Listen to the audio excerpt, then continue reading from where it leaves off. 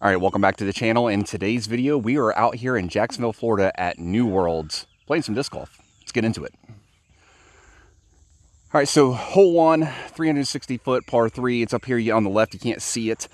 These trees right here just go straight along the left-hand side, and that's where the basket is. So just a straight shot out there, let it fade. Seems like a standard thing to do here.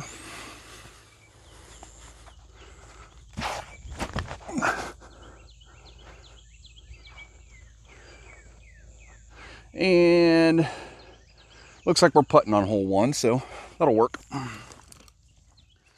right, pretty happy with this for first hole of the day. I got out nice and early, about 7:30 this morning, so want to beat the heat, which I'm already sweating. But yeah, we got a, I don't know, 25-footer here for hole one birdie.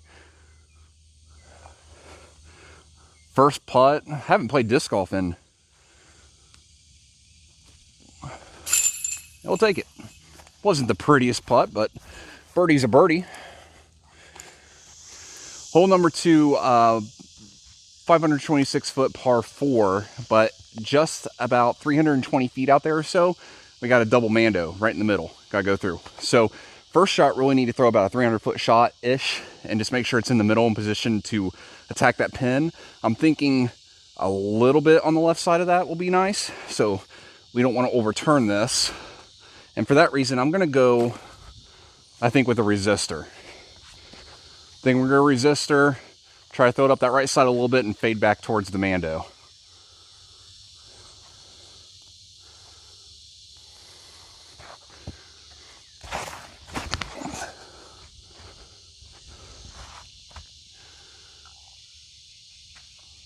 Looks pretty good.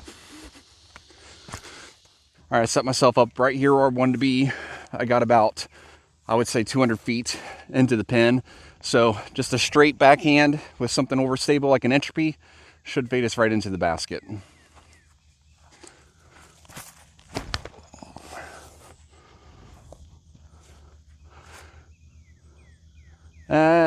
Should be parked, I think.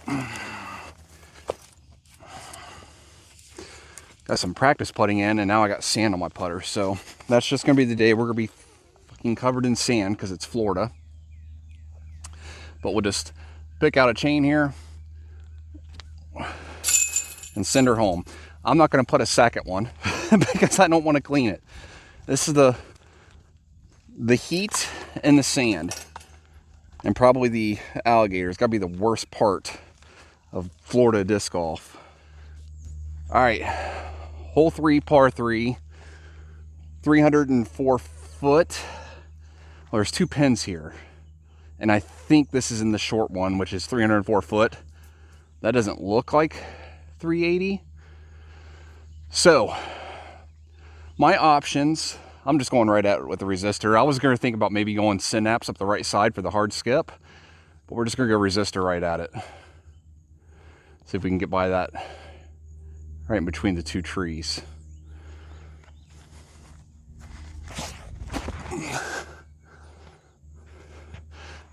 Fade. I need more fade. That finished right. That's going to be a par most likely. All right, so this is only about 10 feet further back than hole 1 and 2's putt. I think I grabbed some foliage coming up underneath this branch because it never faded, and even though this resistor is not as overstable as my older ones, or my old one, should have faded. Let's see if we can make a putt though.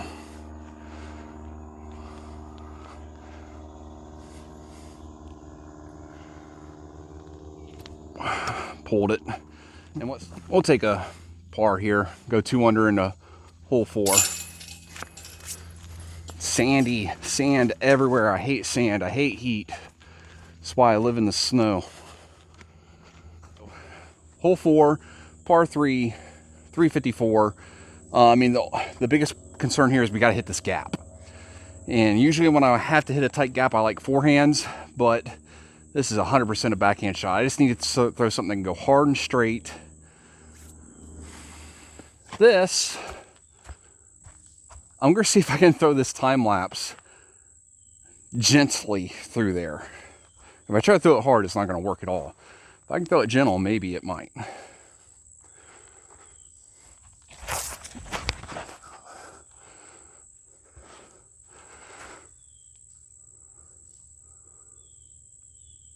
That tree must have knocked it down to the right because I didn't see it come down. That was actually shaping up to be really good. And see, this is what I'm talking about, these time lapses, why they're cheat codes. Because I barely threw the dang thing and it hit this tree.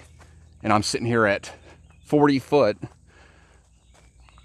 I think this disc would have parked it with that throw if it just had enough lane. Like I said, another 40 foot, or about the same distance as hole 3. See if we can keep this a little bit more left.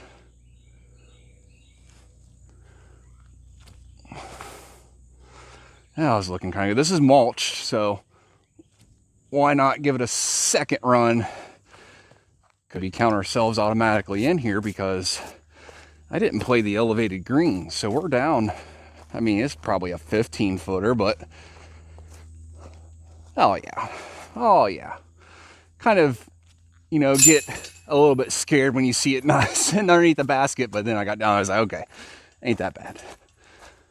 Really liking this layout. I think I like this more than the green so far, which I love that course. All right, hole 5, it's a par 3, 380 foot. It's all the way up through that final gap on the left-hand side a little bit. So it's a really tight, long window to hit here. Road to the left is OB, and standard OB rules apply. We're gonna go neutron time lapse. We're gonna play this smart, and then I'll try the fission one just for fun. First forehand of the day for drives.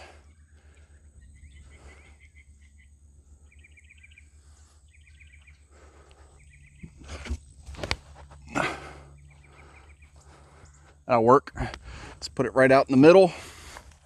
All right, I was trying to keep that low and kind of flex. That way it wouldn't skip hard, right? Because this time lapse is a little overstable.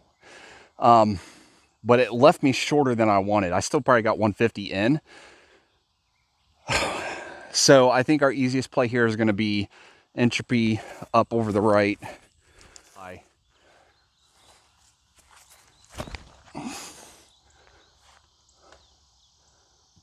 That should work. I left the entropy a little short here. Let's see if we can still just pick a chain and ease her in though. All right, we'll take a par and move on. All right, so hole 6. Things are getting juicy.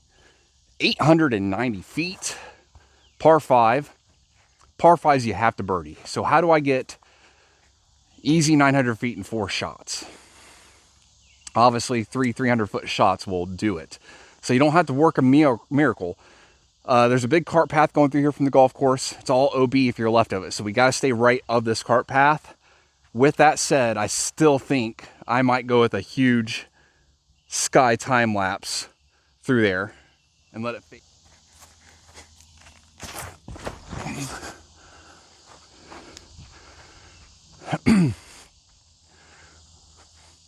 That's why I love these discs. Unconventional route and just nice and easy. All right, so let's throw this hard omen forehand kind of at that bridge because it's gonna fade. Just nice level.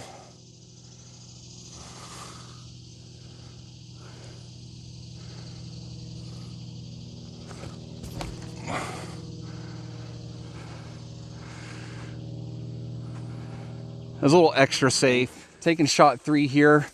We've done what we needed to do on the first 2 shots. This is a little tricky entrance still though.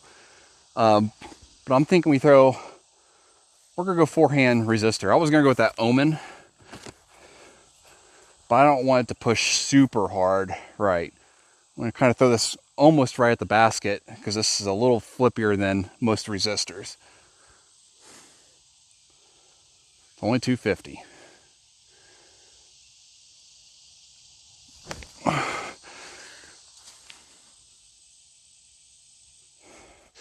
That's really unfortunate. I'm trying to hurry up because I got a group coming up behind me, a group of 2 here. I rushed that shot and sawed it off a little bit. I was expecting to get a little bit more flip out of the resistor, and it is 100% on me as a bad shot. So we've got again, another 40, 45 footer here. This should have been an easy birdie after first two shots being perfect.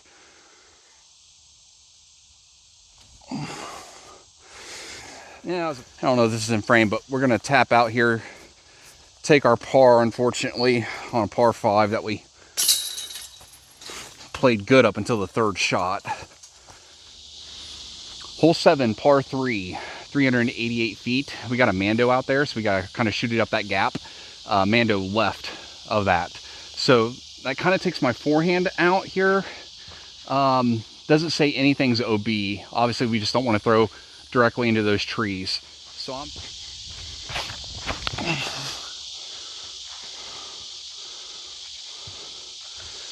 nice and easy like a Sunday morning. Maybe I can throw one halfway decent upshot here with the forehand envy.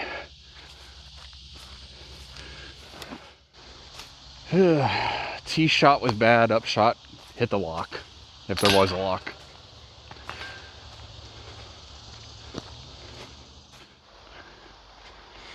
All right, hole 8, par 4, 800 foot. The golf cart path goes all along right up the middle here. Anything on or right of it's OB. So with the 800 foot par 4, we just need about 320.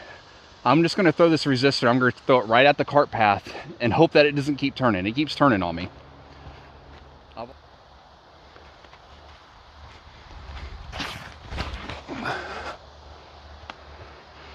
That's definitely not crushed. That's definitely not 300 feet. All right, so unfortunately for me, I took a lot of gas off that tee shot to make sure I kept it safe. But like I said, unfortunate part of that is I'm well out of position for birdie as far as distance goes, because I probably got 500 plus feet here.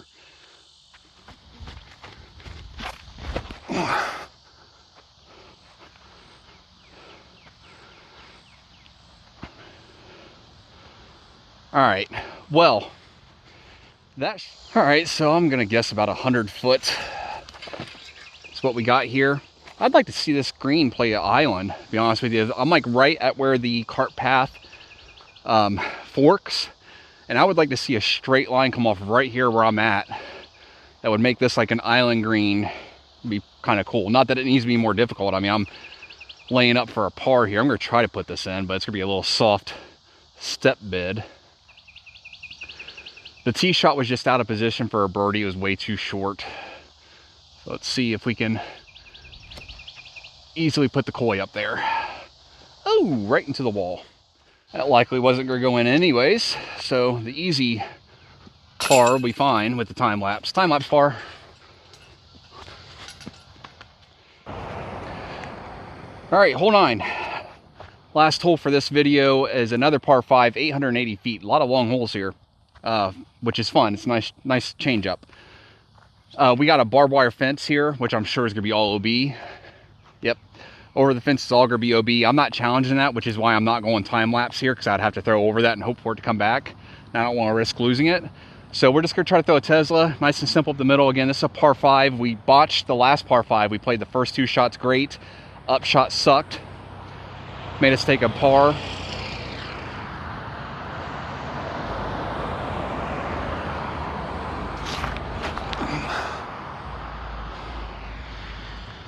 All right, that should be a nice solid, even, maybe 300. So part of the challenge of playing a course for the first time is not knowing where the OBs and everything are at, because I see the path going right up the inside of the basket. So I think I need the same shot here. Kind of throw it at those 2 trees next to the path and just let it fade onto that hill a little bit, best I can.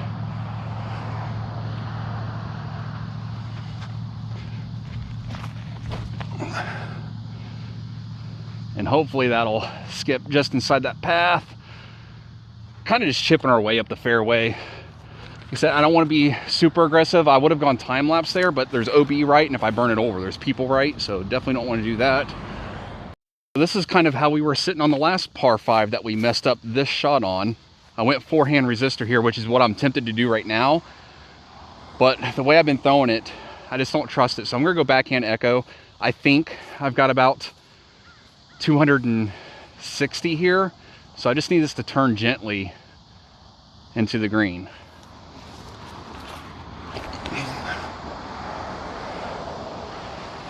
I think I just put a little bit too much on it. All right, so that echo just barely went a little bit long and left, but we got about a circle's edge putt. Try to snag another birdie. 33% birds would be nice. Ha, ka, Mr. Bird. All right, so we're gonna wrap up the video over here. That's the front 9 for the red layout here at New Worlds from the short tees.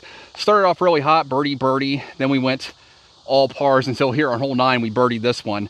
The only one that really bothered me, really bothered me, was hole 6, was that par 5. We should have birdied that. Like I said, I stepped up through that approach forehand and stalled it off and left too long of a putt. Other than that, I really like this layout. I am about to play the back 9 here, but this is the first thing I've recorded since coming down to Florida, and I'm going to definitely try to keep these videos as short and concise as possible because I got to do everything from my phone, which is not normal for me. I'm used to having my computer. I don't have that. So yeah, we're gonna head over to the back 9 and play that, do that in a separate video, but that's it for this one. So as always, I appreciate you joining along. If you liked the video or found it useful, make sure to hit that like button, and I'll see you over on the next seat in the next video.